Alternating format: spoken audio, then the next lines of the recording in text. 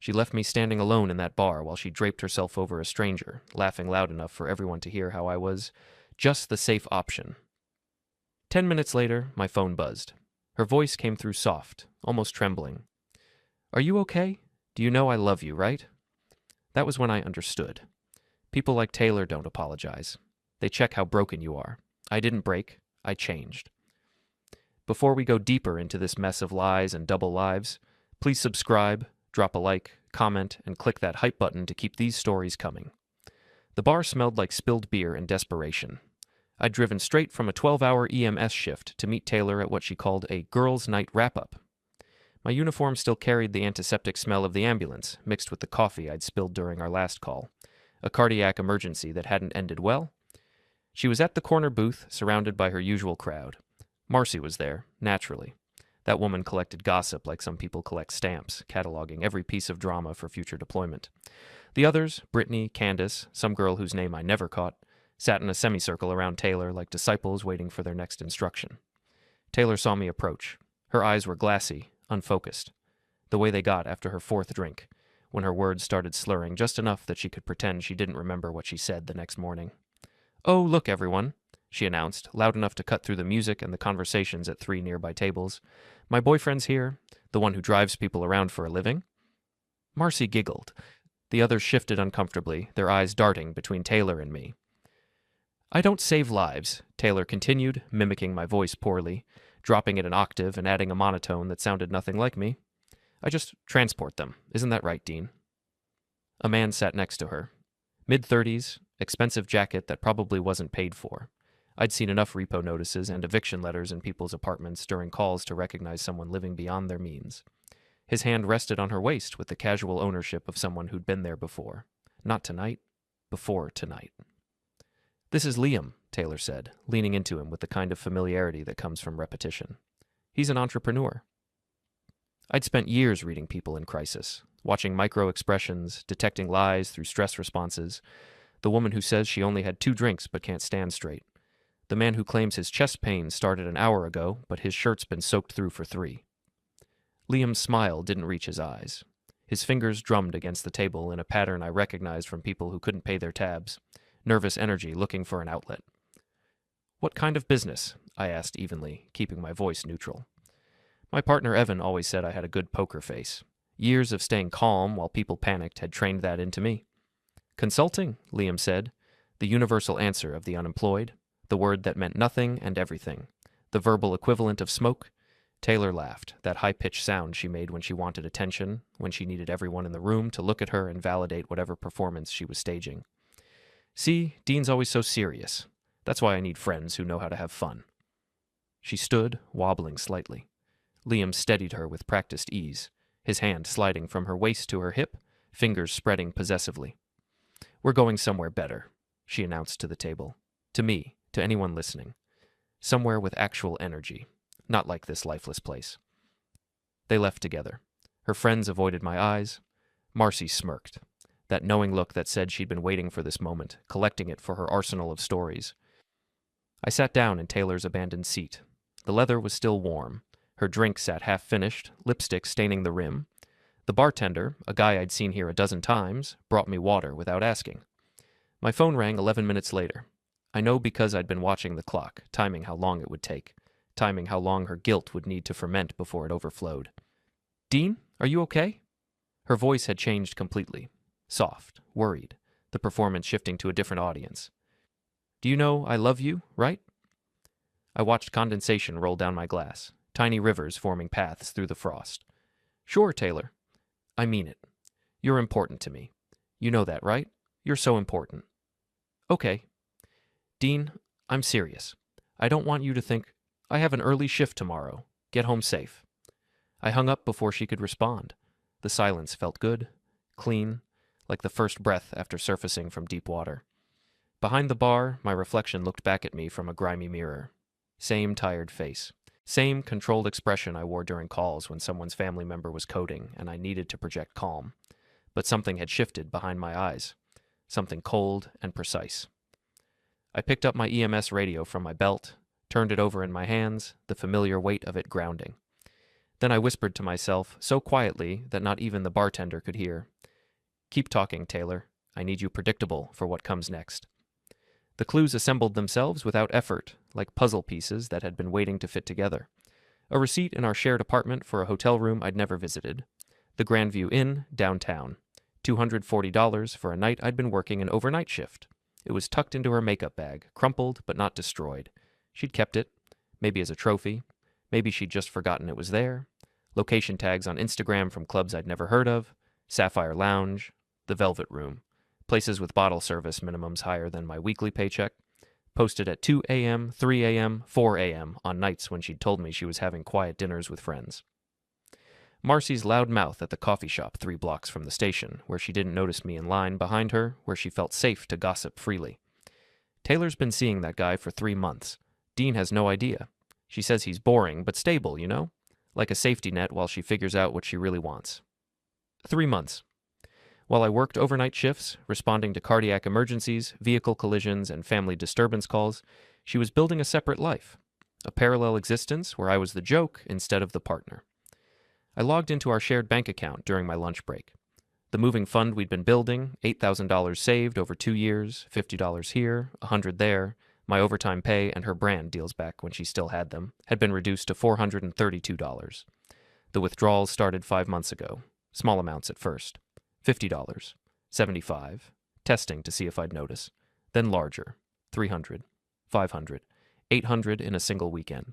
Club covers, bottle service, shopping sprees at boutiques I couldn't afford to walk past, a leather jacket for someone, shoes, a watch, gifts for a man she was telling me didn't exist. Taylor came home that night at 1:15 a.m., smelling like cigarettes and someone else's cologne. Something expensive. Something I'd never wear because I couldn't justify spending money on fragrance when we were supposed to be saving for a future. "Long night with the girls," she said, not meeting my eyes, dropping her purse on the counter and heading straight for the bedroom. "Marcy seems nice," I replied calmly, not looking up from my laptop. She froze, just for a second, her hand on the bedroom door frame, knuckles going white. "Yeah, she's great." "Must be exhausting, keeping up with everyone, all those late nights." "What's that supposed to mean?" "Nothing. I'm just impressed by your energy. I could never function on that little sleep." I turned back to my laptop, pulled up a spreadsheet I'd been building. Timeline on one tab, expenses on another, locations on a third. She stood there for a moment longer, probably trying to determine if I was being genuine or sarcastic, then retreated to the bedroom. The door closed. Not slammed. That would have required commitment to a position. I opened a new browser tab and started planning in earnest. The next day, I worked a domestic call. Standard stuff. Neighbors complaining about shouting. The woman inside was crying, mascara running in black streams down her face. The man was pacing, hands in his hair, both of them trapped in a cycle neither could escape because neither wanted to be the first to surrender. "She keeps threatening to leave," the man said, his voice cracking. "But she never does, because she knows I'll fall apart. She knows I need her." The woman looked at me with red eyes, her voice small. "He needs me. If I leave, what happens to him?" My partner Evan was taking vitals, checking for injuries. Standard protocol. But I was watching the dynamic, understanding it in a way I hadn't before. I realized something then, standing in that cramped apartment with the peeling wallpaper and the smell of burned food. People lose power only when they give it away, when they hand someone else the controls and then complain about where they're being driven. I moved out 2 days later, took only what was mine, clothes, books, my laptop, my EMT gear, left the furniture because we'd bought it together, left the kitchen stuff because I didn't care about plates and pans, transferred my half of the remaining account balance, $216, to my personal account. Left a note on the counter in clean, precise handwriting. "Rent and utilities are your responsibility now. I've updated all joint accounts. The lease is in both names, but I've informed the landlord I'm vacating. Good luck." Taylor called 14 times in 3 hours, then 20 more over the next day. Texts flooded in, progressing through stages of grief like a patient receiving bad news. Confusion. "Where did you go?" Anger. "You can't just leave without talking to me." Bargaining. "Please, we can work this out. I'll change." Depression. "I can't do this alone." Otula, I didn't answer any of them. She showed up at the EMS station on Thursday morning, 3 days after I'd moved out. My new place was across town, a studio apartment above a hardware store, small and clean and entirely mine. The overnight dispatcher buzzed me at 7 a.m., just as I was finishing my paperwork from a rough call. "Dean, there's someone here for you." Taylor stood in the visitor area crying. Real tears this time, not the performative kind she used when she wanted something.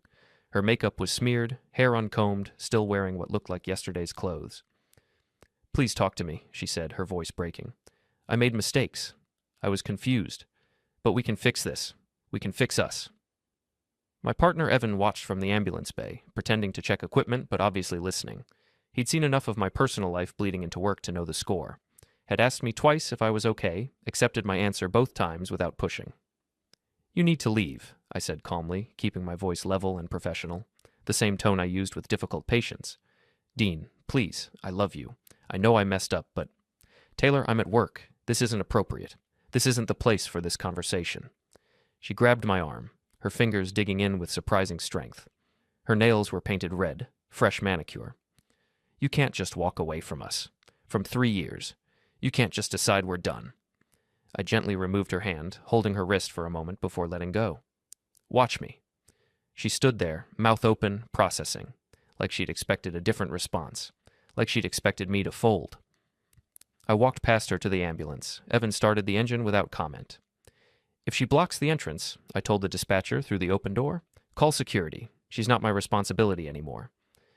Through the side mirror, I watched her collapse onto a bench in the visitor area, phone pressed to her ear, probably calling Liam or Marcy, someone who'd tell her what she wanted to hear, someone who'd validate her version of events where I was the villain. Evan merged onto the highway, heading toward the hospital for a supply run. "You good?" "Better than I've been in years." He nodded, his hand steady on the wheel. "Seen a lot of relationships go bad. Most people wait too long to cut loose." "Yeah." We drove in comfortable silence, the radio crackling occasionally with dispatch chatter, toward the next emergency, toward whatever crisis needed our attention more than my personal drama. I found them at Club Meridian on Saturday night, 8 days after I'd moved out. Not through spy work or hacking or anything complicated. Taylor posted a story with the location tagged. She couldn't help herself. Her entire identity was built on visibility, on making sure everyone knew where she was and who she was with. The bouncer recognized my face from somewhere. Maybe I'd responded to a call here once. Maybe he just had a good memory for regulars and waved me through without charging cover. The club was packed, weekend crowd, music loud enough to feel in your chest, lights strobing in patterns that would trigger seizures in susceptible people. They were at a raised table near the bar, elevated so everyone could see them. Liam had his arm around her possessively, fingers spread across her shoulder. She was laughing at something on her phone, her movements loose and uncoordinated. 4th drink, maybe 5th. I walked straight toward them, not rushing, not hesitating, just walking. Taylor saw me first. Her expression cycled through confusion, fear, something like hope, then settling on defensive anxiety. "Dean, what are you doing here?" "Marcy invited the whole neighborhood," I said, which was partially true. She'd posted about it publicly. "It's a big party." Liam stood immediately, trying to use his height advantage. He was 3 inches taller than me, broader in the shoulders. Probably thought that mattered. Probably thought physical presence translated to power. "You need to leave," he said, his voice carrying that fake authority of someone used to bluffing. "Taylor doesn't want you here." "Actually," I replied calmly, "I'm just getting a drink. This is a public place. I have as much right to be here as anyone." "Don't play games. She's with me now. Move on." I looked at him carefully, the way I looked at patients who were lying about their symptoms, saw the desperation underneath the bravado, the nervous energy, the fear of exposure, the kind of posturing that came from having nothing real to stand on. "Tell me something, Liam. What kind of entrepreneur can't afford his own apartment?" I kept my voice conversational, curious. "I saw the eviction notice in Taylor's purse last week, the one from your old place on 7th Street. Final notice, 3 months past due." His face changed, color drained, then rushed back. "That's none of your business." "And the unpaid tabs at 3 different clubs. Sapphire, Velvet, that place on Montgomery. Marcy loves to talk, by the way. She mentioned how you keep promising to pay Taylor back for business expenses, how you've been doing that for months." A small crowd had started to form around us. People loved drama more than they loved the music, loved watching other people's lives implode. "How much has she spent on you?" I continued, letting the question hang in the air. 5,000? 6? She drained our savings account. $8,000 we'd saved over 2 years, buying you a lifestyle you can't maintain on your own. Taylor stood, nearly knocking over her drink. Dean, stop. Stop it right now. She showed up at my workplace crying, I told Liam, watching his expression shift. Did she mention that? 3 days ago, begging me to come back. Security almost had to escort her out. His eyes narrowed, turned toward her, suspicion replacing arrogance. That's not... I just wanted closure, Taylor stammered, her words tumbling over each other. I just wanted to talk. He's lying. Closure, I repeated, letting the word sit. Is that what you call it when you grab someone's arm and won't leave until they threaten to call security? When you send 47 text messages in 2 days? Liam's hands clenched into fists. You're lying. You're making this up. Ask the dispatcher. Her name's Patricia. Or check the security footage from Thursday morning, 7:15 a.m. I'm an EMT. I don't lie about documented events. I can't afford to. It's my career. I stepped back, putting distance between us, giving them space to process. Enjoy your night. The crowd parted as I walked toward the bar. Behind me, I heard Taylor's voice rise in desperate explanation, Liam's responses getting louder, sharper, the sound of a relationship fracturing in real time. I ordered a drink at the opposite end of the bar and waited, watching them in the mirror behind the bottles. Taylor's influencer career collapsed slowly, then all at once, like a building with compromised foundation. First, a sponsored post disappeared from her Instagram. A makeup brand, something with serums. Then another, hair care products. A makeup brand announced they were moving in a different direction in a carefully worded email that meant they'd seen something they didn't like. Her comment sections filled with questions. What happened to your glow? Why are you posting at weird hours? Screenshots of her mocking me at that first bar started appearing, shared from account to account. Marcy had recorded it. Of course she had. Marcy recorded everything, stored it all for maximum impact later. The video circulated through beauty community forums, Reddit threads, Twitter. Influencer humiliates boyfriend in public, made for good hate-watching content. The algorithm loved controversy. So did people. Taylor lost 3 brand deals in 2 weeks. Her follower count, 42,000 when I left, dropped to 38,000, then 35, then 32. The algorithm stopped favoring her content. Posts that used to get 2,000 likes now got 300. Engagement tanked. I didn't share the video, didn't comment on any posts, didn't need to. She'd built her reputation on a foundation of performance and aesthetic, and the performance had finally caught up with her. People could smell desperation, could see through the filtered photos to the chaos underneath. She tried to apologize publicly, posted a tearful video about growth and learning from mistakes and being authentic. The comments were brutal. Too little, too late. This seems fake.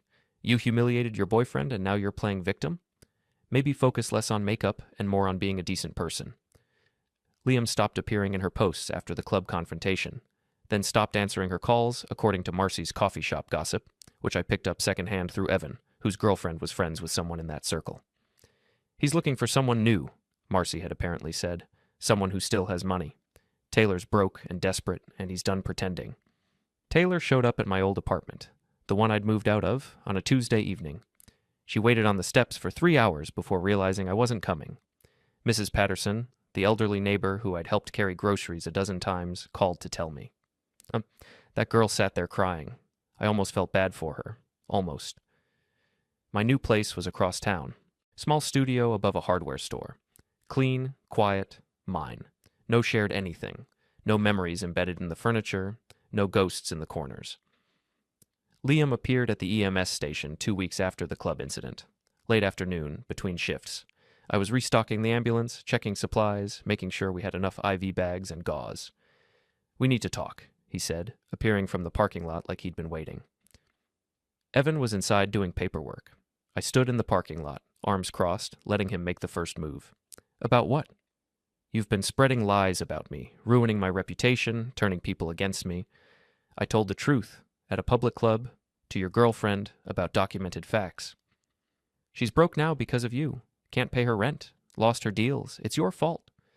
She's broke because she spent $8,000 of our money on you, and however much more from her own accounts.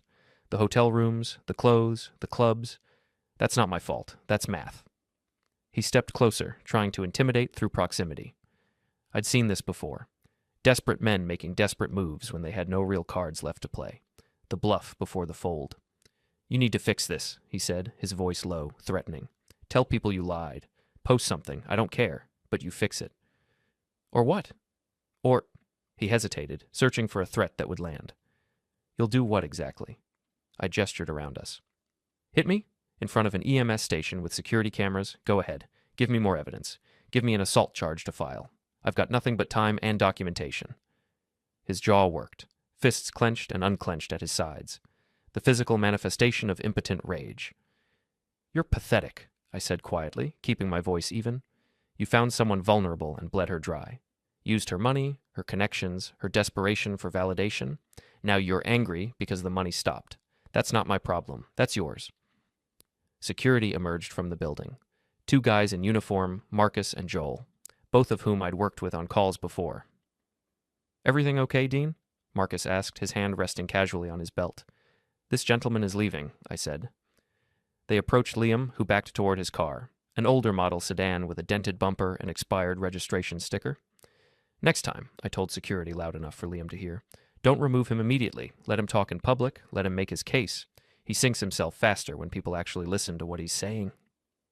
Liam's car screeched out of the lot, tires protesting. I went back inside to finish my shift, back to the real work that actually mattered. Marcy's birthday party was at Club Meridian.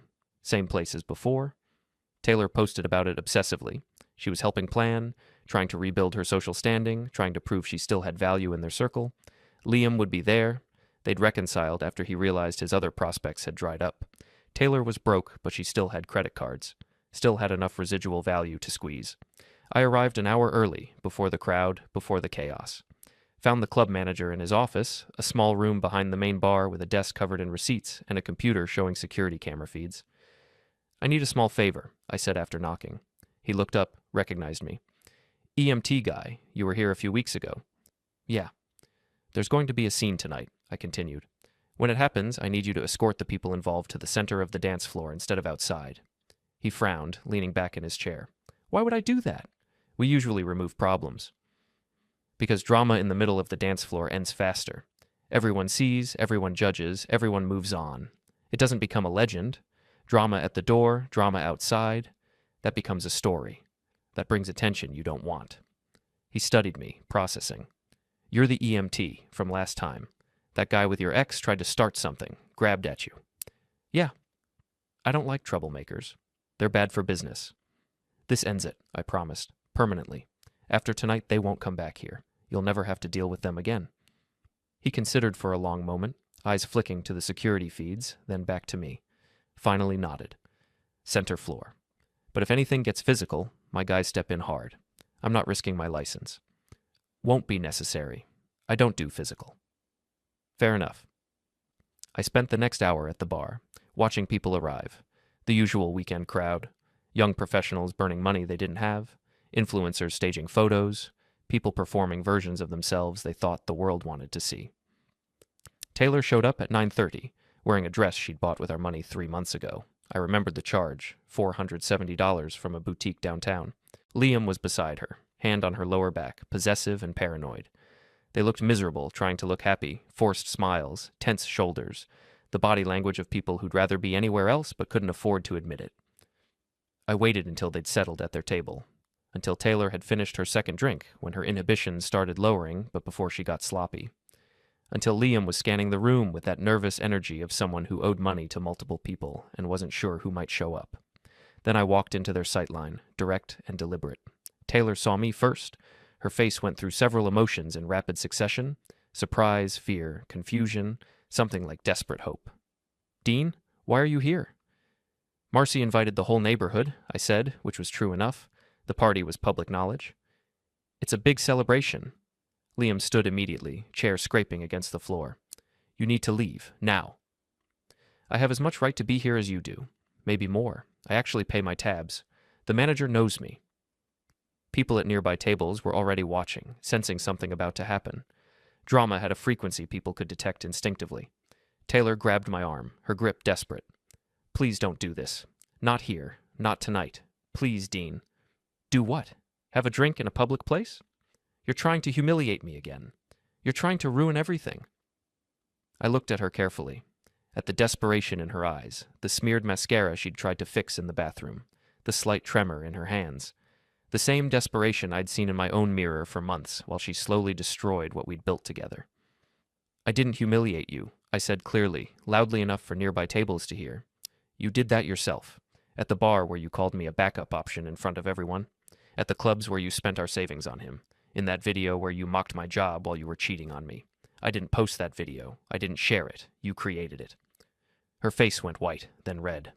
That's not fair. You don't understand the pressure I was under. What's not fair is draining $8,000 for this parasite. I gestured at Liam. What's not fair is lying for 3 months straight. What's not fair is calling me at midnight drunk, asking if I loved you right after you'd left with him. The crowd had grown substantially. Phones were out. Not my doing, just the natural behavior of people who sense drama worth recording. Liam moved toward me, his face flushed with alcohol and anger. That's enough. Shut up. How much does she owe you now? I asked him calmly. Or is it the other way around? How much do you owe her? How much has she spent trying to keep you interested? Shut your mouth or I'll shut it for you. She showed up at my workplace begging me to come back. Did she tell you that? 3 days after I moved out? While you were texting other women on dating apps? Marcy showed me the screenshots, by the way. She really does love to share. Loves being the center of every story. Taylor was crying now, real tears streaming down her face. Dean, please stop. Please. I'm sorry. I'm so sorry. I am stopping, I said, my voice steady. I stopped the day I moved out. I stopped when I took my name off our accounts. I stopped when I realized I'd been propping up someone who didn't respect me enough to be honest. Who saw me as an ATM and a safety net instead of a partner. Liam lunged. It wasn't coordinated. Wasn't tactical. Just desperate anger from a desperate man who'd run out of words and defaulted to his fists. I'd spent 12 years responding to emergencies. Reading situations, anticipating movements, watching people in crisis telegraph their intentions through micro-expressions and body language. I stepped aside. Simple, clean, no drama. Liam crashed into the VIP rope barrier, his momentum carrying him forward and down. He hit the floor hard, arms flailing uselessly, trying to catch himself. The crowd erupted in laughter. Not polite chuckling, full, genuine laughter. Security appeared within seconds. The manager nodded at them from his position near the bar. They lifted Liam to his feet. He tried to resist, tried to maintain some dignity, and guided him and Taylor toward the center of the dance floor exactly as planned. The music didn't fade. The DJ wasn't in on this, but the lights shifted. Standard club programming, sweeping patterns, and suddenly they were illuminated in the center of the floor. Everyone turned. Hundreds of people, all watching. They stood in the spotlight, trapped by attention and circumstance. Taylor's makeup was running in dark streams. Liam was disheveled, breathing hard, his expensive jacket torn at the shoulder from his fall. I walked toward them slowly, the crowd parting automatically.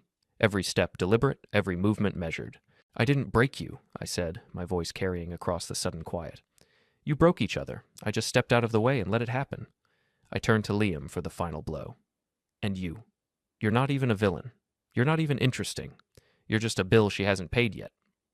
The entire club erupted. Applause, laughter, whistles.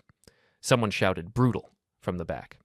Taylor collapsed, not physically falling, but something inside her broke visibly. She sank against Liam, who tried to push her away, tried to distance himself. He opened his mouth to respond, to defend, to attack. Nothing came out. His face flushed red, then white, cycling through colors as his brain searched for words that wouldn't come. Security moved in, hands on his arms. I turned and walked straight through the crowd, straight toward the exit, the noise rising behind me like a wave.